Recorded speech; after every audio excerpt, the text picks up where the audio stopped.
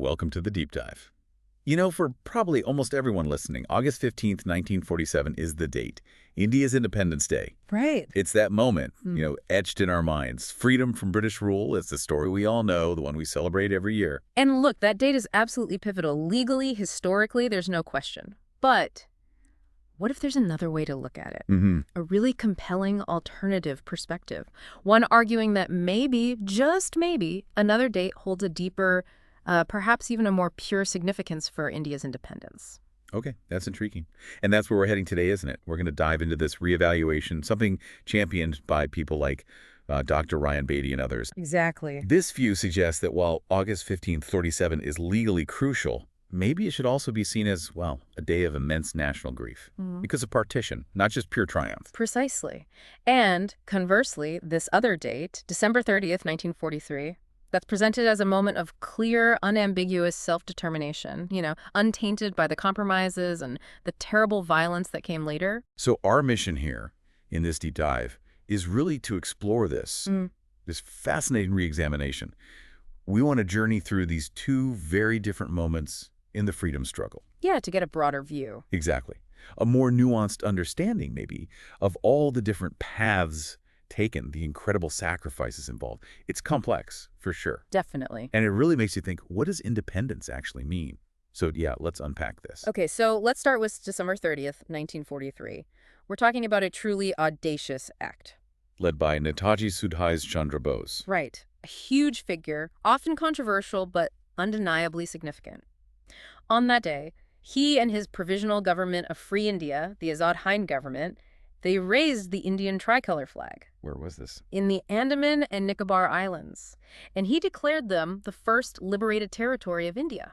Think about that. Wow. Okay. And the sources we looked at really stress this wasn't just, putting up a flag for show. Not at all. It's described as like a complete and total assertion of sovereignty. It wasn't the British handing something over. No negotiation. Or some negotiated transfer. It was just, boom, a unilateral declaration of freedom, a direct challenge. That feels very different. It was fundamentally different. And the Azad Hind Government itself, which Bose had set up in Singapore back in October 43, it was designed as a proper government, even though it was in exile. So it had structures. Oh, yes. It had a cabinet, it was working on its own currency, it even implemented a civil code, and crucially, it commanded a serious military force, the Indian National Army, the INA. Right, the INA. Yeah. Made up largely of Indian POWs, wasn't it? Mostly, yes. Which is a whole other fascinating story. And this government, it even got international recognition from Axis powers, Japan, Germany, Italy. It did, and that recognition, however complex given the alliances, lent it a certain diplomatic legitimacy on the world stage at that time. And Japan actually symbolically ceded the Andaman and Nicobar Islands to Bose's government. Yes, symbolically ceded them, which was huge. It represented a tangible reclaiming of Indian soil, even under the difficult circumstances of war. So what was Bose's driving philosophy here? His goal was singular. Complete independence for India, Purna Swaraj, unburdened by, the wider conflicts of World War II, except where they could be leveraged. He was incredibly pragmatic. The enemy's enemy is my friend idea. Exactly that. He was willing to align with any power, frankly, if it helped dismantle the British Empire. He saw clearly how Britain had, for centuries, exploited India's resources, actively stifled its industries. Reduced this ancient civilization to economic dependency. Precisely. He saw the British Raj as the primary enemy that needed to be defeated, whatever it took. So the Azad Hind government really stood for an uncompromised vision, a free India born from a direct militant challenge. Yes, an unequivocal rejection of any kind of continued colonial influence or even things like dominion status. It was about absolute self-determination. Which stands in, stark contrast, as you said, to the situation 4 years later. A very stark contrast. And that brings us to August 15th, 1947. Legally, yes, independence. But it came with, quite a few strings attached initially, and of course, the devastating context. The dominion status point. Can you elaborate on that a bit? Sure. So initially, India became independent as a dominion within the British Commonwealth. What that meant, practically, was that the British monarch, King George VI at the time, was still technically India's head of state. So not quite absolute sovereignty on day one. Not absolutely. India only became a full republic, severing that tie completely and having its own president as head of state in January 1950. Okay, that's an important nuance. But the bigger shadow over August 15th, 47 is undoubtedly partition. Oh, absolutely. Catastrophic doesn't even begin to cover it. The division of British India into India and Pakistan, it unleashed this whirlwind of communal violence, forced migration, human suffering on a scale that's hard to fathom even today. And it was all done so quickly, wasn't it? Mm. Based on that Indian Independence Act of 1947. Incredibly quickly and quite arbitrarily, dividing provinces like Bengal and Punjab based largely on district-level religious majorities. The Radcliffe Line. The infamous Radcliffe Line, drawn by a British lawyer, Cyril Radcliffe, who reportedly had very little prior knowledge of India, its geography, its people. And he drew a line on a map that just sliced through villages, homes, families. Exactly. Created overnight minorities, instant refugees. Chaos. And it wasn't just the land, right? The division of assets must have been incredibly messy. Hugely complex. You're talking about dividing the entire infrastructure of the state. The British Indian Army, the Royal Indian Navy, the railways, and one of the largest networks in the world, the civil services, the treasury. How do you even begin to do that fairly and efficiently in such a short time under such pressure?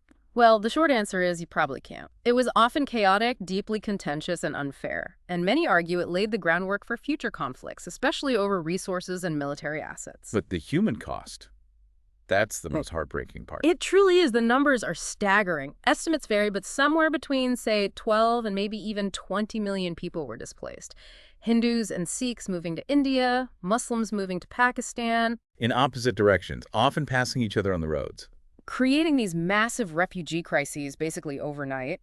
People undertaking incredibly perilous journeys, often on foot or in overcrowded trains. The death trains. Yes, trains being ambushed, passengers massacred, villages burned, unspeakable violence massacres, rapes, abductions fueled by fear, rumor, and retaliatory anger. It was horrific. And these wounds, they haven't fully healed, have they? Not by a long shot.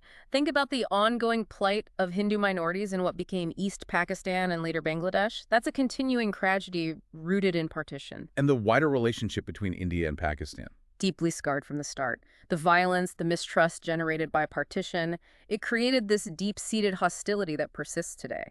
It's fueled multiple wars, ongoing disputes like Kashmir, and ultimately a nuclear arms race in the subcontinent. So it becomes much clearer why, from this perspective, August 15, 47, while marking legal freedom, is also seen by many as a day. Well, a day of profound national shame and grief. A reminder of terrible sacrifices, divisions that maybe didn't need to happen in that way, and trauma that still echoes. Which brings us back, I suppose, to India's identity, this ancient civilization. One of the world's oldest, most continuous civilizations. A vibrant, complex tapestry of cultures, religions, languages. And partition just ripped through it. Tore it apart, created these arguably unnatural borders right through the heartland of that civilization, leaving this incredibly painful scar. So the argument goes that the Azad Hind's 1943 declaration represented a vision of a united India.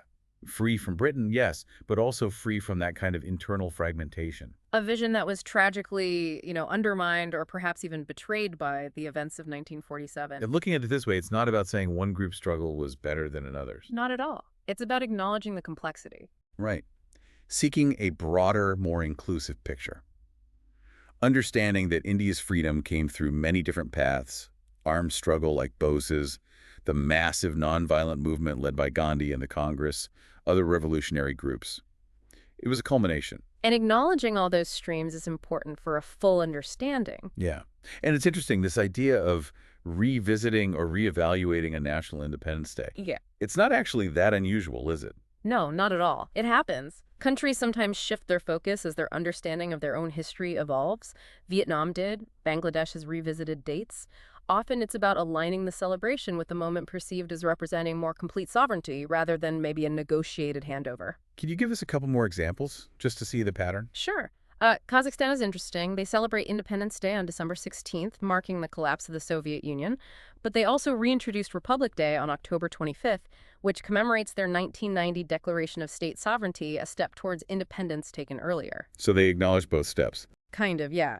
Then you have Namibia. They celebrate March 21st, 1990, when they gained independence from South Africa.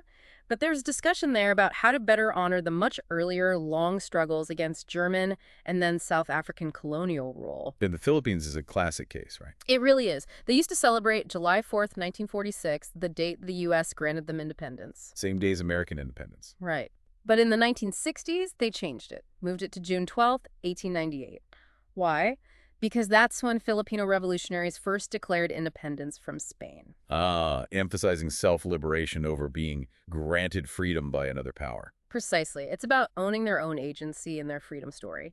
Ghana is another one, celebrates March 6, 1957, independence from Britain, but also observes Founders' Day for Kwame Nkrumah.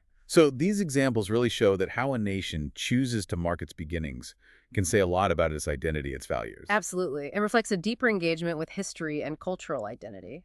So applying that lens, the argument for adopting December 30th, 1943 for India would be about honoring those indigenous efforts, that moment of arguably pure political freedom and sovereignty declared by Indians themselves. It really forces us to think, doesn't it, about how nations construct their foundational narratives. Reevaluating these key dates isn't just about history books. It can be a really potent act of national reflection. It makes you ask, what is true sovereignty? What does it really mean for a people? So yeah, what does all this mean for you listening? It really prompts us to consider how a nation chooses to remember. What story does it tell about itself?